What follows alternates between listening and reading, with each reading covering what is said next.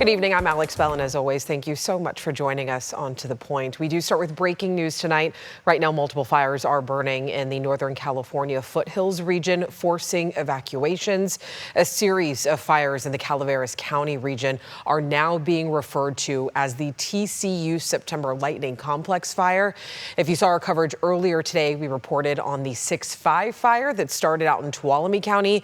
Before that, the 2.7 fire started in Calaveras County, and at one point was threatening the town of Murphys. Right now, the combined fires have burned more than 5,000 acres, according to CAL FIRE. And just moments ago, we learned the community of Chinese Camp in Tuolumne County is in danger from the fires burning in the area.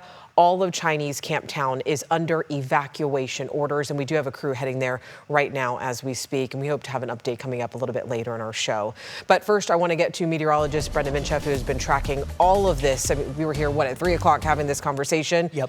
A lot of changes happening, though, right? Yeah, a lot of changes. I think a lot of the focus now has shifted to the 6.5 fire in Tuolumne County because the acreage is now estimated at 4,000 acres. So you're going to notice the perimeter of the fire there. It does include parts of the town of Chinese Camp, but I also say you see the wind arrows there. Wind gusts have started picking up to about 25 miles per hour in the area of this fire. That's enough to start pushing that fire around. The other fire we've been following closely is the 2.7 fire, still about 500 acres in Calaveras County. You do see the wind arrows here. That's likely an overestimation, though, because the latest update that I saw on the winds in the area are less than 5 miles per hour generally in the area of that 2.7 fire. So better news for Murphys, but the 6.5 fire in Tuolumne County is one that we're going to be watching closely. These 9 fires make up what's now known as the TCU September Lightning Complex fire.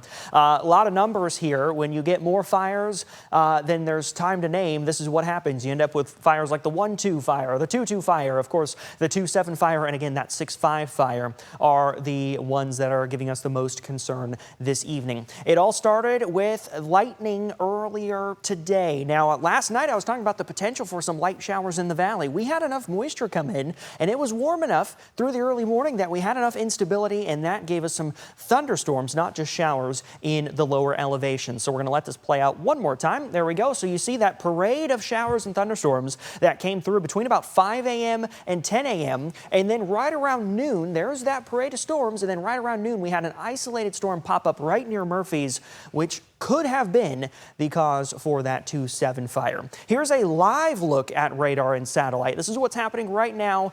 You see still a lot of storms up in the high country, but they're starting to taper off. As they do, we're getting these outflow boundaries that are developing, and that's allowing for some new storms to start popping up.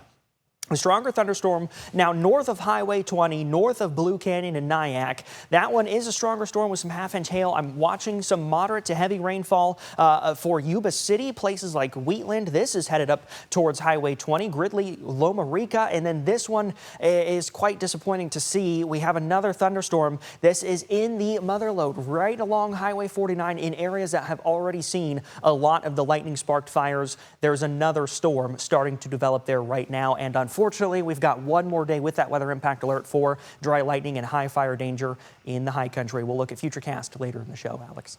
All right, Brendan, thank you. Still to come on To the Point, an 18-year-old with big dreams and a death quickly ruled a suicide. His family says the truth still hasn't been told, and his case may be part of a larger pattern of him and homicides. Tonight, a family in Slough House is sharing how they narrowly escaped after one of those lightning strikes sparked a fast-moving fire on their rural property. The fire was fueled by dry conditions and strong winds, forcing the family to flee from their home as it became engulfed in smoke. ABC 10's Roxanne Elias has the story for us tonight. Jeremy Bailey waters what's left of his scorched property near the intersection of Ione and Pony Brown roads. He's putting out hot spots while reflecting on how lucky his family feels. I woke up this morning, wind was blowing pretty good, looked up the hill, you could see thunder and lightning, kind of debated whether to go to work. Guess I probably should have stayed home now. It was around 4:30 in the morning on Tuesday when he drove to work. A few hours later, around 8 a.m., his son Eli called to let him know a fire set off by lightning was creeping up on their home. The family sharing this photo. It was low to the ground and then it was high within minutes, so we were just lucky to get out when we did. Eli and his boyfriend, Dayton Bowles, say they hopped in a car driving to safety as fire crews arrived. As we're driving out, we were engulfed in smoke, couldn't see 5 feet in front of my own face. All I saw was the light trucks. I was slamming on my horn to make sure they knew I was trying to get out. If that gate wasn't open, they wouldn't have been able to get out, and we wouldn't have, so it was definitely scary. Jeremy says he had just bought the 23 acres of property about a month ago, and as a first-time farmer, he was planning to use it for cows and chickens. The father admits he knew there was a fire risk, but that doesn't make it any easier to see the damage. It's like you work so hard and you put your whole nest egg into it, and just thank you, to everybody that worked so hard, to put all this together. It's overwhelming in a way, for sure. Captain Mark Nunez with Sac Metro Fire says these types of fires show it's still summer, although the weather is starting to change. The grass is still very dry, the humidity is still low. When we get incidents where we have dry lightning that are starting fires, those fires have the ability to take off, just like we're seeing today. Jeremy says he still plans on farming the land once the grass grows again. And with fires flaring up in the region, the thankful father now asking neighbors to take care of each other. Keep your eyes out, kind of help each other out, and, always extend that hand when you can. And the family says that they are grateful for everything firefighters did to save their home. They say they also plan to be more prepared if something like this ever happens again. All right after the break, part 5 of an ABC 10 investigation. Deaths ruled as suicides that may actually be homicides. Tonight, a young man's dream cut short leads to questions about an investigation.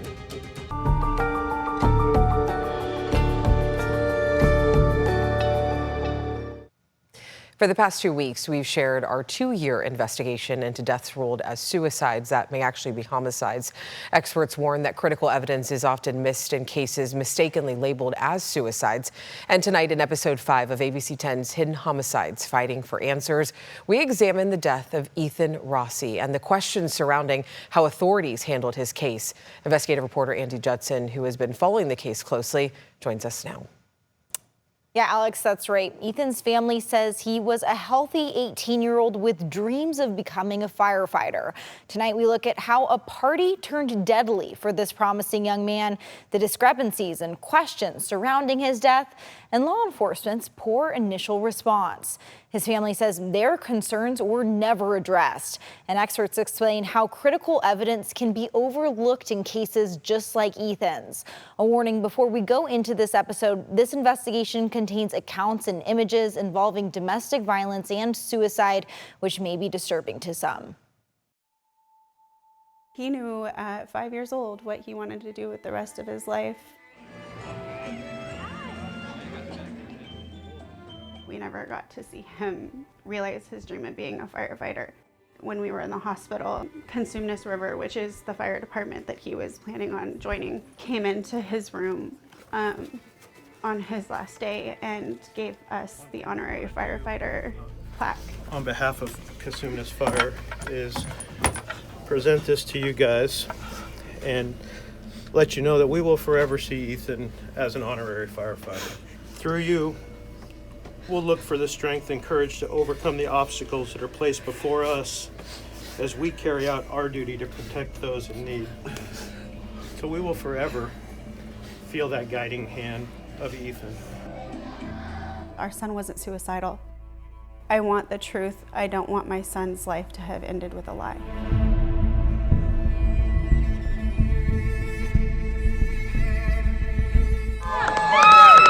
Fresh out of high school, Heather says their family was ecstatic, celebrating her son, Ethan. He was incredibly excited. He knew he was gonna go play lacrosse.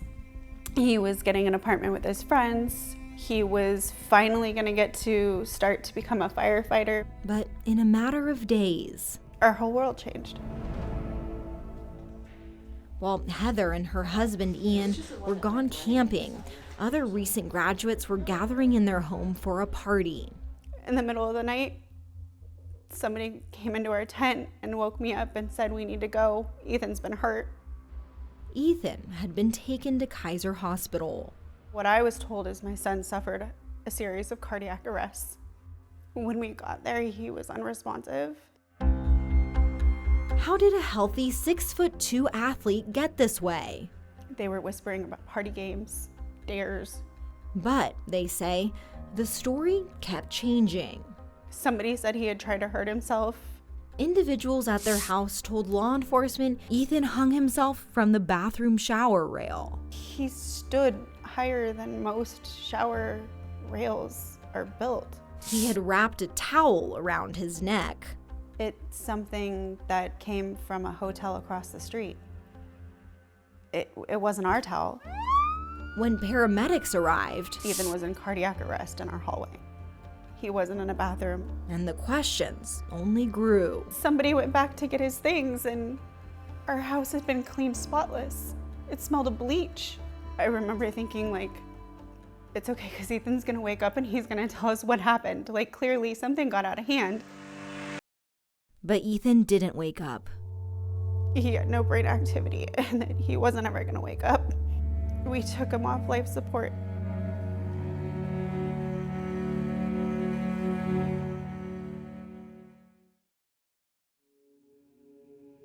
Nearly 6 years later, the details of his death still don't add up. Because, they say, law enforcement never got those answers. We finally went downtown and got a copy of the police report. I pulled it out and I looked at it, and it was a total of a page and a half. There never was a case. Heather and Ian thought there'd be an investigation, but Ethan's death was simply deemed a suicide. And I was outraged. I said, I want to talk to a police officer right now. Over the next few months, Heather met with the Sacramento County Sheriff's Office multiple times, recording their conversations and later sharing them with ABC 10. In these recordings, the Sacramento County Sheriff's Office admitted their initial response had been poor. And those patrol officers come out there and they did a job. The deputies who had responded to Ethan's death had mixed up names in their report, transposing them, they said. I chalked it up to human error. They transposed names. They did not their finest moment. Because I know in Sac Sheriff's operating procedures, it says that any death should be treated as a homicide until proven otherwise, but they didn't. Still, Heather says, the sheriff's office agreed to take another look at Ethan's death. Over 2 months after Ethan died, records show Sacramento Sheriff's investigators got statements from several people who were there the night of the party. Ethan was not acting weird and never said anything about being upset or depressed. One person said, "This discrepancy only adds to the long list of questions Ethan's family has." Why aren't you asking these questions? ABC 10 requested an on-camera interview with the Sacramento County Sheriff's Office. They declined. They sent a statement expressing their deepest sympathies to Ethan's family and that the agency conducted a thorough and comprehensive investigation, again concluding Ethan's death was a suicide. Our investigation is completed. This is not a criminal investigation. This is a suicide. Heather and Ian say they felt dismissed. You got to think about like the positive things that your son did in his life, and like focus on that. You're suspect, making kids suspects in a small community, which is ostracizing yourself and making things toxic. My son died. My son died at a party. What is your message to the Sacramento County Sheriff's Office? That our child matters. We went to them for help and they told us he wasn't worth it. Losing a child, they say there's supposed to be no worse pain. Not knowing why you lost your child doubles it.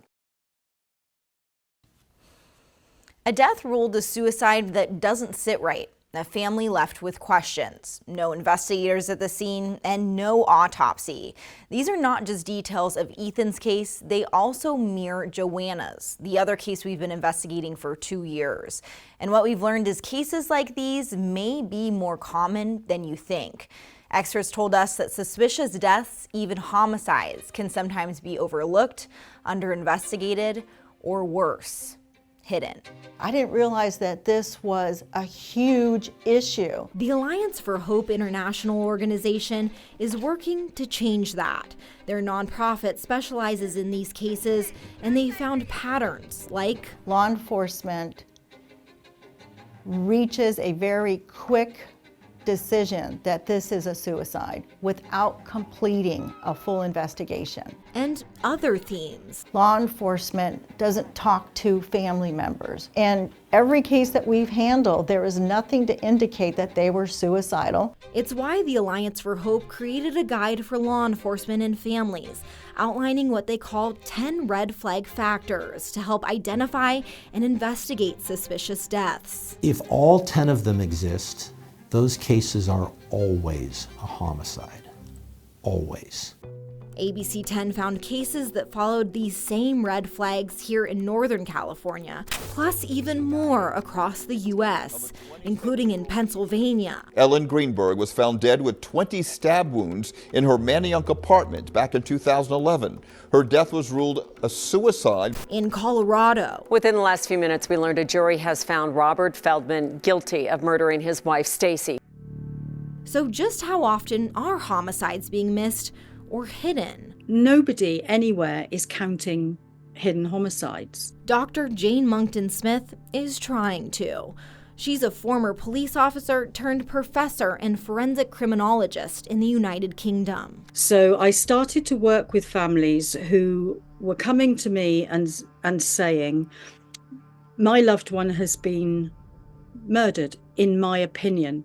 The police will not investigate. I didn't realize there could be such a huge problem.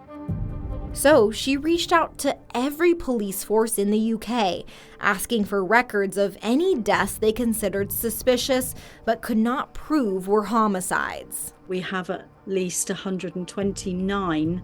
129 more possible murders in just 1 year in the United Kingdom, she says, hidden in plain sight. Now you take their population, put it into California's population, or the population of the United States, and literally there could be thousands. If it's happening so much, why don't we know more about it? There's a kind of an institutional arrogance. You're a grieving family. You can't see what, the reality of this situation. And the poor family or the people with suspicions, they look like the problem.